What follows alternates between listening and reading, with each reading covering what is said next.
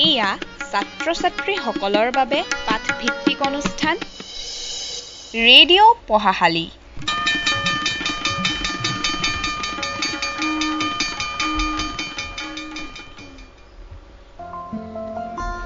নমস্কাৰ, আপুনি টিউন কৰিছে 90.4 মেগাহাৰ্টজত ৰেডিঅ' ব্ৰহ্মপুত্ৰ আৰু এয়া আমি আপোনাৰ বাবে লৈ আহিছোঁ আমাৰ ছাত্ৰ-ছাত্ৰীসকলৰ উদ্দেশ্যে আজিৰ এই পাঠভিত্তিক অনুষ্ঠান ৰেডিঅ'ৰ পঢ়াশালী। আৰু আজিৰ ৰেডিঅ' পঢ়াশালী অনুষ্ঠানৰ ষ্টুডিঅ'ত উপস্থিত আছে আমাৰ সৈতে শিক্ষাগুৰু শ্ৰীযুতা মিণ্টি বৰা বাইদেউ আৰু বাইদেৱে শিক্ষকতা কৰা বিদ্যালয়খন হৈছে ডিব্ৰুগড় বৰবৰুৱা শিক্ষাখণ্ডৰ অন্তৰ্গত নগাঁও পেলনীয়া প্ৰাথমিক বিদ্যালয় আৰু বাইদেৱে তোমালোকৰ বাবে আজি আগবঢ়াব পঞ্চম শ্ৰেণীৰ আমি আৰু আমাৰ পৰিৱেশৰ বিষয়ৰ বতৰৰ পাঠটো আৰু পাঠটোৰ নম্বৰটো হৈছে 6 নং পাঠ। আৰু আজি আমাৰ বিভিন্ন শিক্ষা বন্ধুসকলে পঞ্চম শ্ৰেণীৰ ছাত্ৰ ছাত্ৰীসকলক একগোট কৰি বিভিন্ন গাঁও বাগিচাখন অঞ্চলসমূহত আছে আৰু তেওঁলোকৰ ভিতৰত আছে জোনমণি হাজং আছে ধেমাজি নলবাৰী গাঁৱত, টুটুমণি মুণ্ডা বাইদেউ উপস্থিত আছে জালান নগৰত, অনিতা কৰ্মকাৰ উপস্থিত আছে খনিকৰ চাহ বাগিচাৰ পুৰণা লাইনত, অনিতা মিন্স পান্না বাইদেউ উপস্থিত আছে চিংলিজান চাহ বাগিচাত আৰু দীপক মুণ্ডা উপস্থিত আছে ডিব্ৰুগড় ৰমাই বঙালী গাঁও।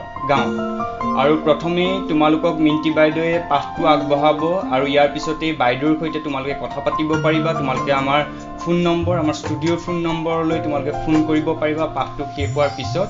আমাৰ নম্বৰটো হৈছে 7637011640। যিসকল ছাত্ৰ ছাত্ৰীয়ে বাইদেউৰ সৈতে কথা পাতিব বিচাৰিব বা যদি কোনো প্ৰশ্ন থাকে সুধিব বিচাৰে তেতিয়া ছাত্ৰ ছাত্ৰীসকলে বাইদেউৰ পাঠটো শেষ হোৱাৰ পিছত ফোন কৰিব পাৰিবা আমাৰ ষ্টুডিঅ'ৰ নম্বৰলৈ। ষ্টুডিঅ'ৰ নম্বৰটো পুনৰবাৰ জনাই দিছোঁ, আমাৰ ষ্টুডিঅ'ৰ নম্বৰটো হৈছে 7637011640। আৰু আমাৰ ফেচবুক লাইভৰ যোগেদিও যিসকল ছাত্ৰ ছাত্ৰীয়ে আমাৰ আজিৰ অনুষ্ঠান উপভোগ কৰিছে বা উপভোগ কৰিব তেওঁলোকেও যদি কোনো প্ৰশ্ন থাকে তেওঁলোকে ফেচবুকৰ পেজত লিখিব পাৰিব বা ফোন কৰিও আমাক সুধিব পাৰিব, আমালৈ ফোন কৰি সুধিব পাৰিব। আমাৰ নম্বৰটো পুনৰবাৰ জনাই দিছোঁ 7637011640। প্ৰথমে বাইদেউ আপোনাক ৰেডিঅ' ব্ৰহ্মপুত্ৰৰ আজিৰ এই ৰেডিঅ' পঢ়াশালী অনুষ্ঠানলৈ স্বাগতম জনাইছোঁ আৰু স্বাগতম জনোৱাৰ লগতে আজিৰ পাঠটো আগবঢ়াবৰ কাৰণে আপোনালৈ মাইক আমি আগবঢ়াই দিছোঁ। ধন্যবাদ বাইদেউ। ধন্যবাদ জনালোঁ। মৰমৰ ছাত্ৰ ছাত্ৰীসকল, তোমালোকক সকলোকে মই ইউনিচেফ অসম, জিলা প্ৰশাসন আৰু শিক্ষা বিভাগ ডিব্ৰুগড়ৰ সহযোগত ৰেডিঅ' ব্ৰহ্মপুত্ৰৰ জৰিয়তে প্ৰচাৰিত ৰেডিঅ' পঢ়াশালী অনুষ্ঠানলৈ সাদৰেৰে আদৰণি জনাইছোঁ। লগতে মই ৰেডিঅ' ব্ৰহ্মপুত্ৰৰ সমূহ কৰ্মকৰ্তালৈ ধন্যবাদ জনালোঁ। তেওঁলোকৰ এই প্ৰচেষ্টাই সাধাৰণতে অনলাইন লাৰ্ণিঙে যিসকল ছাত্ৰ ছাত্ৰীক চুব পৰাগৈ নাই তেওঁলোকৰ কাৰণে এটা সুন্দৰ প্লেটফৰ্ম আগবঢ়াই দিছে। মই বিশেষকৈ শিক্ষা বন্ধুসকলক ধন্যবাদ জনাইছোঁ। আমাৰ এই প্ৰচেষ্টা যাতে ছাত্ৰ ছাত্ৰীসকলৰ সহায় হয় তাকে কামনা কৰিলোঁ। নমস্কাৰ মোৰ মৰমৰ ছাত্ৰ ছাত্ৰীসকল, মই তোমালোকৰ মিণ্টি বৰা বাইদেউ। মই নগাঁও পেলনীয়া প্ৰাথমিক বিদ্যালয়ৰ শিক্ষয়িত্ৰী। ছাত্ৰ ছাত্ৰীসকল, তোমালোক সকলো ভালে আছানে বাৰু? আজি ইমান গৰম হৈছে নহয়, তোমালোকৰ বাৰু বিদ্যালয় যে বন্ধ আছে তোমালোকে বাৰু ঘৰত সোমাই সোমাই আমনি পাইছা নেকি? লগৰীয়াৰ লগত খেলিব পোৱা নাই, ছাৰ বাইদেউসকলক লগ পোৱা নাই, মনটো বেয়া লাগিছে নেকি বাৰু? সেইকাৰণে আজি মই ভাবিলোঁ মই তোমালোকৰ লগত অকণমান কথা পাতিম।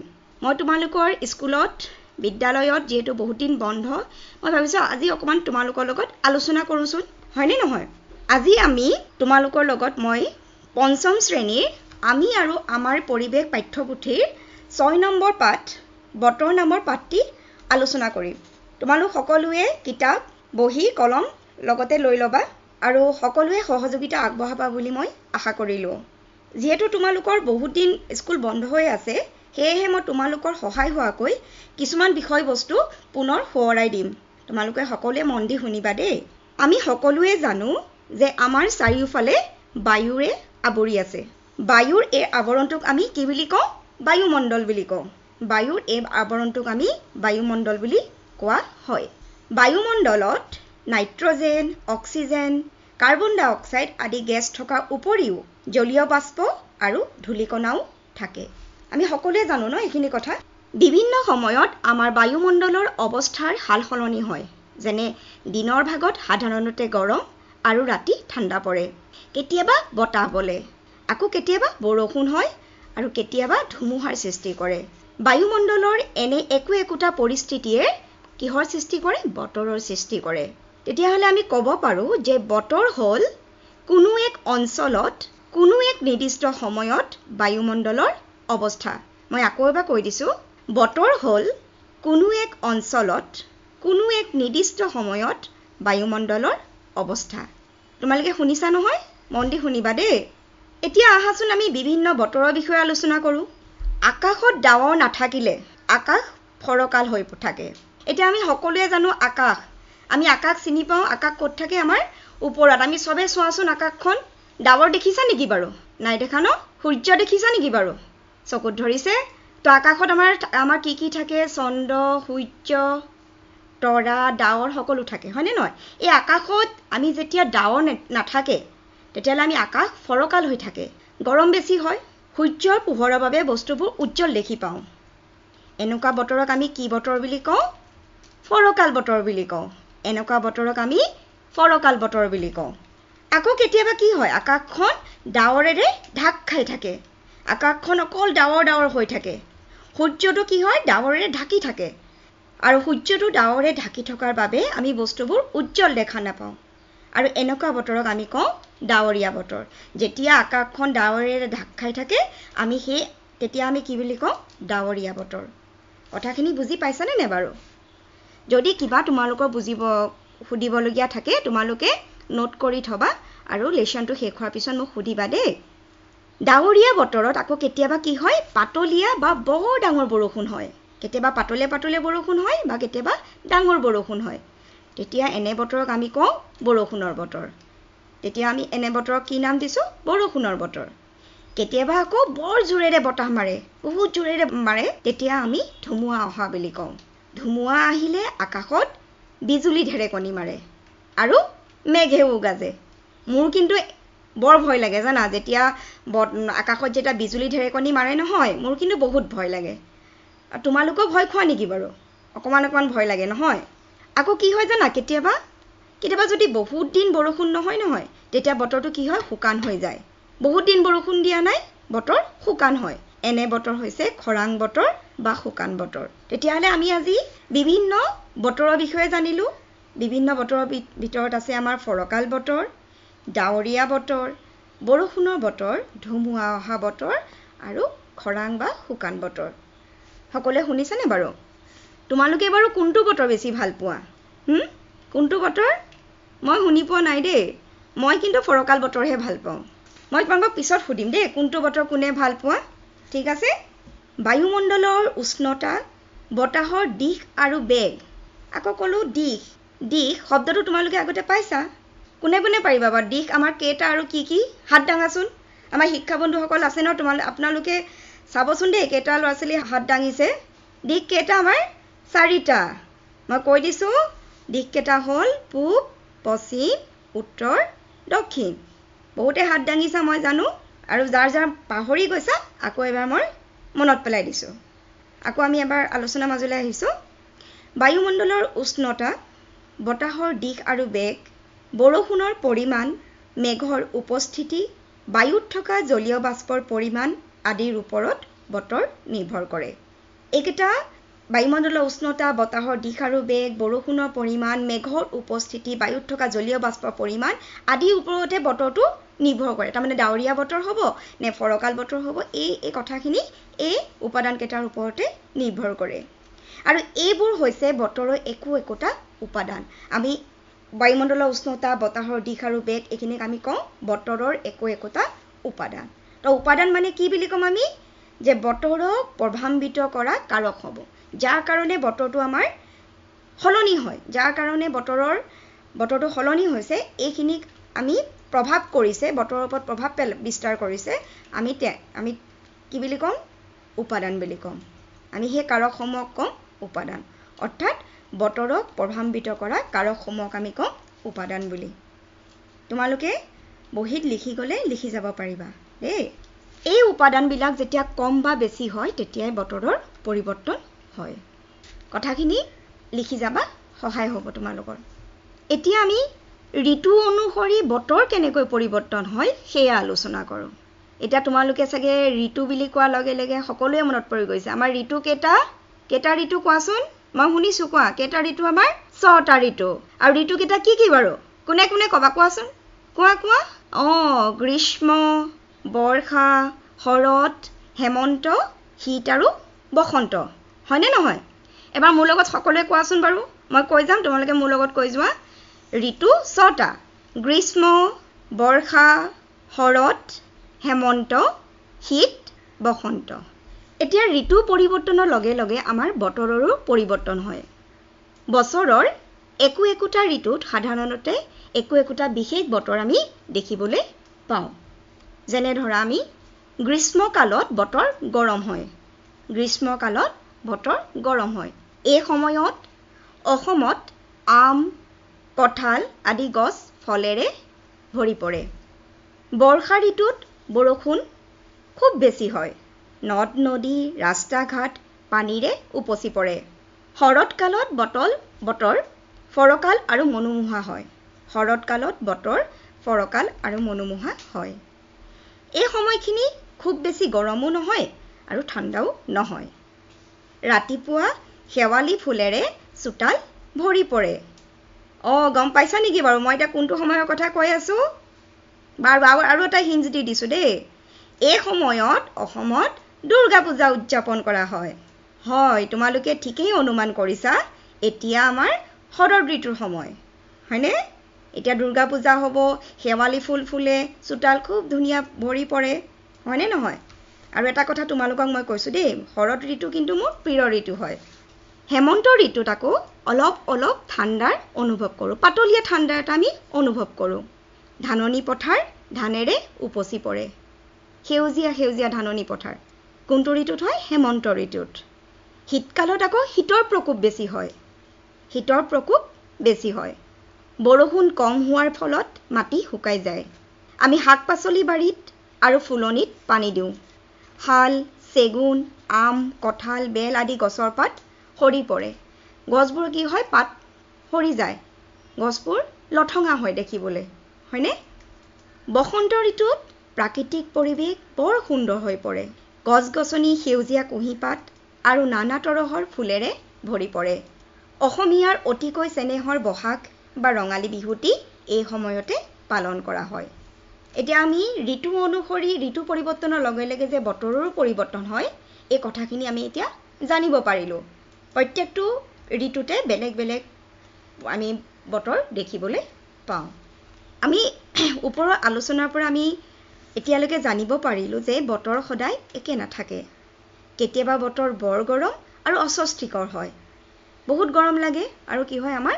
আমনি লাগে আৰু কিমান ৰ'দ দিছে কিমান গৰম হয়নে নহয় কেতিয়াবা বতৰ ঠাণ্ডা আৰু শীতল হয় কেতিয়াবা বৰষুণ বেছি হৈ বাটপথ পানীৰে উপচি পৰে আৰু যাতায়াতৰ বিঘিনি ঘটায় কেতিয়াবা আকৌ ফিৰফিৰিয়া বতাহ বলি আমাৰ দেহ মন জোৰ পেলায় মাজে সময়ে প্ৰচণ্ড বেগত ধুমুহা অহাৰ ফলত ঘৰ দুৱাৰ গছ-গছনি আদি ভাঙি পৰে আৰু বিজুলী সংযোগ বিচ্ছিন্ন হৈ যায় অৰ্থাৎ প্ৰায় প্ৰতিটো দিনতে আমি কম বেছি পৰিমাণে বতৰৰ পৰিৱৰ্তন হোৱা দেখা পাওঁ শুনিছানে বাৰু তোমালোকে শুনি পাইছানে মন দি শুনিবা দেই বতৰ অনুযায়ী আমাৰ সাজপাৰ খাদ্য আৰু থকাৰ ধৰণ বেলেগ হয় বতৰ অনুযায়ী আমাৰ সাজপাৰ খাদ্য আৰু থকাৰ ধৰণ বেলেগ হয় আমি সকলোৱে জানো যে বেলেগ বতৰত বেলেগ শাক-পাচলি আৰু ফল-মূল পোৱা যায় আমি গৰমৰ দিনত পাতল কপাহী কাপোৰ পিন্ধো আৰু গৰমৰ পৰা হাত সাৰিবলৈ আমি বিচনী বা লওঁ আৰু বিজুলী পাংখা চলাওঁ কেতিয়াবা দিনত ডাঙৰ গছৰ ছাঁত বহি আমি গা শীতল কৰোঁ গৰমৰ দিনত আমি ফল-মূলৰ ৰস টেঙাৰ আঞ্জা দৈ আদি খাবলৈ ভাল পাওঁ নহয়নে বাৰু শীতকালত বা জাৰৰ কালত আমি গৰম কাপোৰ পিন্ধো আৰু জুই তাপ লওঁ আমি সাধাৰণতে শীতত উলৰ কাপোৰ পিন্ধো পিন্ধা নে নিপিন্ধা বাৰু আমাক খুব ঠাণ্ডা লাগে আমি ঠাণ্ডাৰ কাৰণে কি পিন্ধো সোৱেটাৰ পিন্ধো জেকেট পিন্ধো মোজা পিন্ধো হয়নে নহয় অসমত তৈয়াৰী এৰী কাপোৰৰ ব্যৱহাৰ শীতকালতহে হয় এতিয়া আহাচোন আমি বতৰৰ আগজাননী মানেনো কি সেয়া জানি লওঁ। বতৰৰ আগজাননী মন দি শুনিবা দেই। এতিয়া শুনক বতৰৰ বতৰা। বতৰ বিজ্ঞান কেন্দ্ৰৰ পৰা পোৱা বতৰৰ আগজাননী অনুসৰি অহা 24 ঘণ্টাত অসম আৰু উত্তৰ পূৰ্বাঞ্চলৰ ৰাজ্যকেইখনৰ বতৰ ঘাইকৈ ফৰকালৈ থাকিব, যদিও 2-এজাক পাতলীয়া বৰষুণ অহাৰ সম্ভাৱনা আছে। তোমালোকে এনেদৰে দূৰদৰ্শন, ৰেডিঅ' আদিত বতৰৰ আগজাননী দিয়া শুনিছা নেকি বাৰু? শুনিছা ন? তো বতৰৰ বিষয়ে যে আগতীয়াকৈ দিয়া জাননীক আগতীয়াকৈ দি দিছে ন, অহা 24 ঘণ্টাত কি হ'ব সেইটোহে আমাক কৈছে, হয়নে নহয়? তো বতৰৰ বিষয়ে আগতীয়াকৈ দিয়া জাননীক আমি কি বুলি কওঁ? বতৰৰ আগজাননী বা আগলি বতৰা বুলি জনা যায়। বতৰৰ বিষয়ে আগতীয়াকৈ আমাক জাননী দি দিছে যে বতৰ অহা 24 ঘণ্টাত, তাৰমানে অহা কালিলৈ বতৰটো কেনেকুৱা হ'ব মোক আজিয়ে কৈ দিছে। তাৰমানে আগতীয়াকৈ মোক কৈ দিছে যে কাইলৈ বতৰটো কেনেকুৱা হ'ব। তো তেনেকুৱা বতৰৰ বিষয়ে আগতীয়াকৈ দিয়া জাননীক বতৰৰ আগজাননী বা আগলি বতৰা বুলি আমি জানো। এতিয়া তোমালোকে বাৰু কেতিয়াবা ক্ৰিকেট খেল এখন আৰম্ভ হোৱাৰ আগতে বিশেষজ্ঞসকলে বতৰৰ বিষয়ে আলোচনা কৰা শুনিছা নেকি বাৰু? বতৰৰ বিষয়ে যে আগতীয়াকৈ কয় যে এনেকুৱা হ'ব এনেকুৱা হ'ব, কিয় কৰে বাৰু? কেতিয়াবা ভাবি চাইছা নেকি? কাৰণ খেলখনৰ ওপৰত বতৰৰ এটা বিশেষ প্ৰভাৱ আছে। সেইটো কাৰণে আমি আগতীয়াকৈ বতৰৰ কথা আমি জনাটো দৰকাৰ।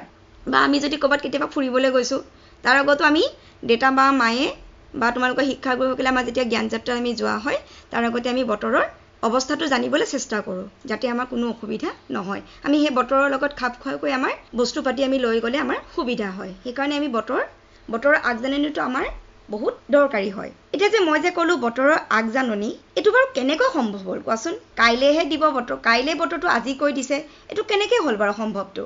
কেতিয়াবা জানিবলৈ মন যায় নেকি তোমালোকৰ যে কেনেকৈ হৈছে?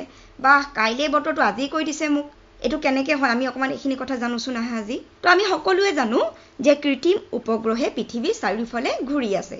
এতিয়া কিছুমানে ভাবিছে বাইদেৱে আকৌ কৃত্ৰিম উপগ্ৰহ কি কৈছে?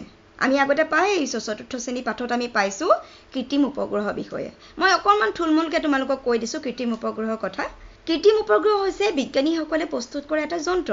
সেই যন্ত্ৰটো তেওঁলোকে বিজ্ঞানীসকলে ৰকেটৰ জৰিয়তে আকাশলৈ পঠিয়াই দিয়ে আৰু আমাৰ পৃথিৱীৰ চাৰিওফালে সেই উপগ্ৰহকেইটা ঘূৰি ফুৰে, কৃত্ৰিম উপগ্ৰহটো ঘূৰি ফুৰে আৰু তাৰ পৰাই আমি সেইটোকে আমি কৃত্ৰিম উপগ্ৰহ বুলি কওঁ। কৃত্ৰিম উপগ্ৰহ হৈছে বিজ্ঞানীসকলে প্ৰস্তুত কৰা এটা যন্ত্ৰ, যাক ৰকেটৰ সহায়ত আমি আকাশত পঠিওৱা হয়। তো আমি কৃত্ৰিম উপগ্ৰহৰ কথা জানিলোঁ। এতিয়া আমি জানোচোন আহা যে বতৰৰ আগজাননী কেনেকৈ সম্ভৱ হ'ল। এতিয়া কৃত্ৰিম উপগ্ৰহে পৃথিৱীৰ চাৰিওফালে ঘূৰি থাকে। এই কৃত্ৰিম উপগ্ৰহবোৰত কেমেৰা সংযোগ কৰা থাকে। কেমেৰা সংযোগ কৰা থাকে।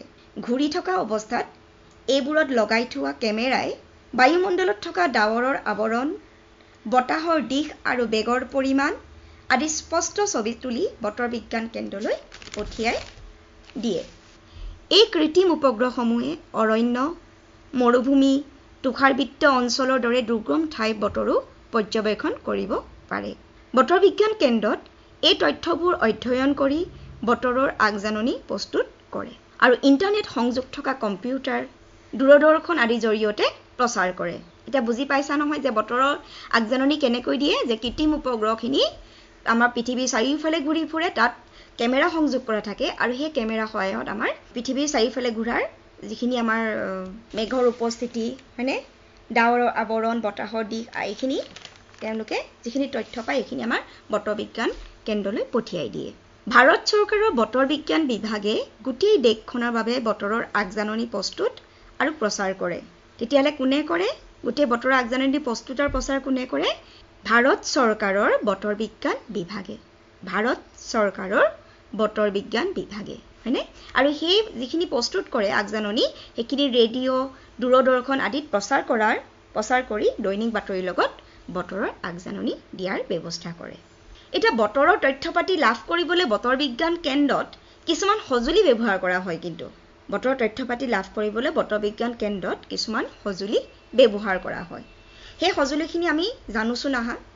তোমালোকৰ পাঠ্যপুথিত খুব ধুনীয়াকৈ সেই সঁজুলিখিনিৰ ছবি দিয়া হৈছে। তোমালোকে যদি ছবিখিনি চোৱা তেতিয়া খুব ভালকৈ বুজিব পাৰিবা। এতিয়া মই সঁজুলিখিনিৰ কথা কৈছোঁ। বায়ুৰ উষ্ণতা জুখিবলৈ থাৰ্মোমিটাৰ ব্যৱহাৰ কৰা হয়। আকৌ এবাৰ কৈছোঁ, বায়ুৰ উষ্ণতা জুখিবলৈ থাৰ্মোমিটাৰ নামৰ এবিধ সঁজুলি ব্যৱহাৰ কৰা হয়। বৰষুণৰ পৰিমাণ জুখিবলৈ ৰেইন গজ নামৰ সঁজুলিবিধ ব্যৱহাৰ কৰা হয়। তোমালোকৰ কিতাপত চাবাচোন খুব ধুনীয়াকৈ ছবি দিয়া হৈছে। বৰষুণৰ পৰিমাণ জুখিবলৈ ৰেইন গজ নামৰ সঁজুলিবিধ ব্যৱহাৰ কৰা হয়। বতাহত থকা জলীয় বাষ্পৰ পৰিমাণ জুখিবলৈ ব্যৱহাৰ কৰা হয় হাইগ্ৰমিটাৰ। জলীয় বাষ্পৰ পৰিমাণ জুখিবলৈ ব্যৱহাৰ কৰা হয় হাইগ্ৰমিটাৰ। আকৌ বতাহৰ দিশ জুখিবলৈ বায়ু দিকদৰ্শী সূচক নামৰ এবিধ সঁজুলি ব্যৱহাৰ কৰা হয়। বায়ু দিকদৰ্শী সূচক নামৰ এবিধ সঁজুলি ব্যৱহাৰ কৰা হয়। বতাহৰ দিশ জুখিবলৈ আকৌ বায়ু মোজা নামৰ আন এবিধ সঁজুলিও ব্যৱহাৰ কৰা হয়।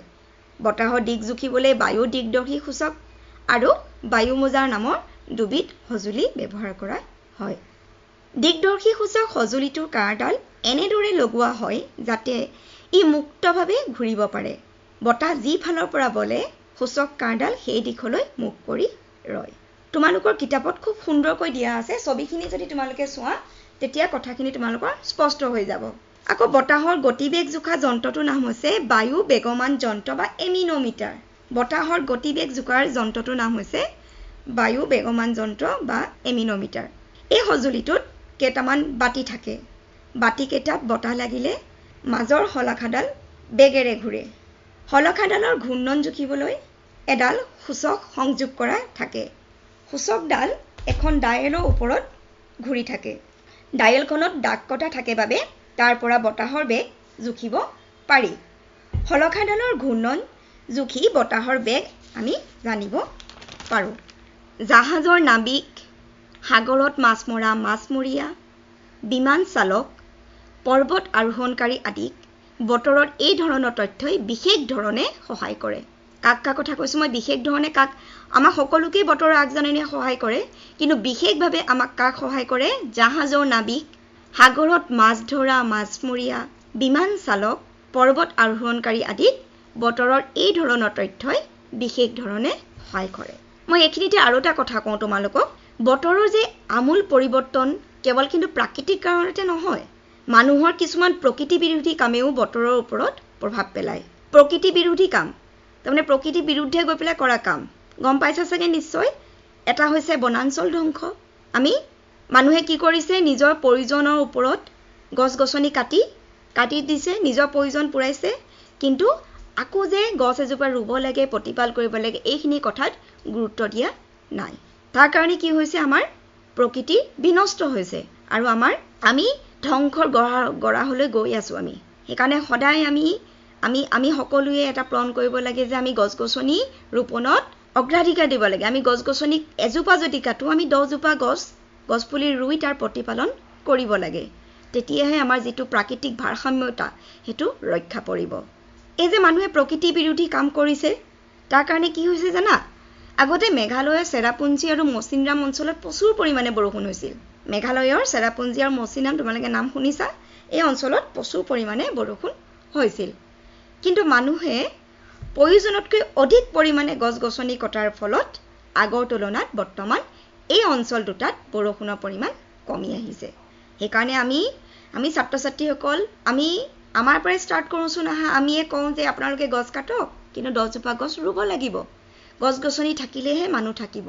এই কথাখিনি আমি আমাৰ স্কুলত বিদ্যালয়ত তোমালোকক ছাৰ বাইদেউসকলেও কৈছে, এতিয়া ময়ো কৈছোঁ তোমালোকে যাতে কথাখিনি গছ গছনি ৰোৱাৰ ক্ষেত্ৰত গুৰুত্বপূৰ্ণ ভূমিকা লোৱা। বেলেগ নহ'লেও তোমালোকৰ জন্মদিনত এজোপা গছ পুলি ৰুই পেলাই গছজোপা প্ৰতিপালন কৰিবাচোন দেই। তোমালোকৰ মিণ্টি বাইদেৱে কৈছে তোমালোকক।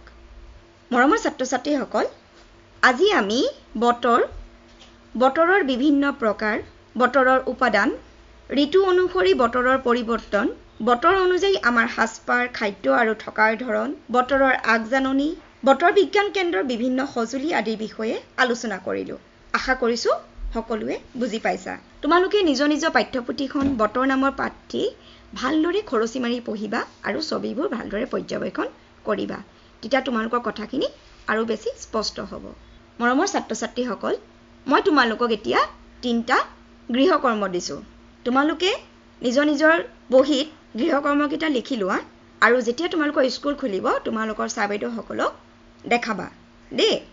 তোমালোকে কিন্তু গৃহকৰ্মকেইটা আঁচটনা বহীত গোটা আখৰেৰে পৰিষ্কাৰ কৰি লিখিবা, হ'বনে? এটা প্ৰশ্নকেইটা লিখি লোৱাচোন তোমালোকে। প্ৰশ্ন নং 1, বতৰৰ উপাদান কাক বোলে?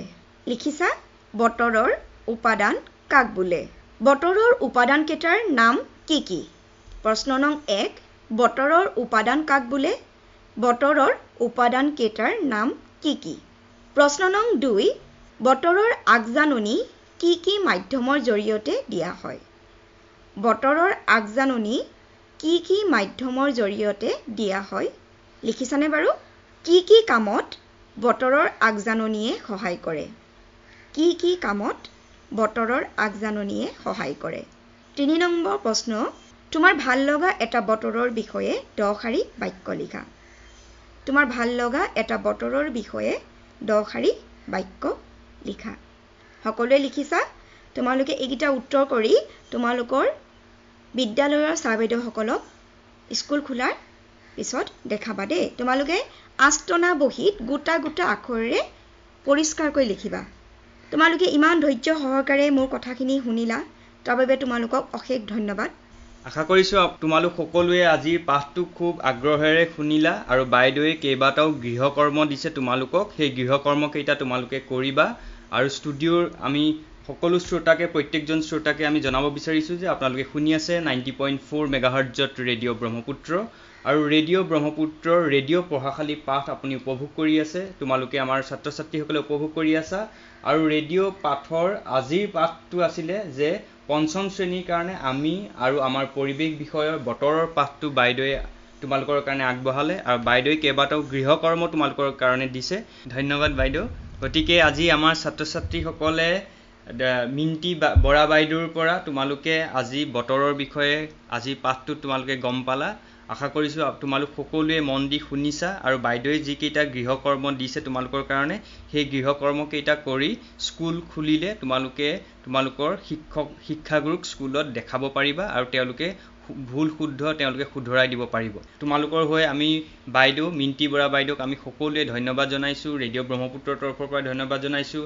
আমাৰ প্ৰত্যেকগৰাকী ছাত্ৰ ছাত্ৰী, আমাৰ প্ৰত্যেকগৰাকী অভিভাৱকৰ হৈ আমি মিণ্টি বৰা বাইদেউক ধন্যবাদ জনাইছোঁ। ধন্যবাদ বাইদেউ। ধন্যবাদ, আপোনালোককো ধন্যবাদ মোক এনেকৈ আহি পেলাই আজি ছাত্ৰ ছাত্ৰীসকলক দুআষাৰ আগত ক'বলৈ দিয়াটো। আপোনালোকৰ এই প্ৰচেষ্টা সদায় থাকক আৰু যিমান পাৰোঁ আমি সহায় কৰিম আপোনালোকক। হয় হয়। আৰু ৰেডিঅ' ব্ৰহ্মপুত্ৰৰ প্ৰত্যেকগৰাকী শ্ৰোতাক ধন্যবাদ জনাইছোঁ। আমাৰ যিসকল ছাত্ৰ ছাত্ৰী তেওঁলোকক আমি ধন্যবাদ জনাইছোঁ আৰু বিশেষকৈ আমাৰ যিসকল শিক্ষাবন্ধুসকলে এটা গুৰুত্বপূৰ্ণ ভূমিকা পালন কৰিছে এই ব্যৱস্থাটো গাঁও পৰ্যায়লৈ, বাগানৰ পৰ্যায়লৈ, চাহ বাগিচা পৰ্যায়লৈ লৈ যোৱাত।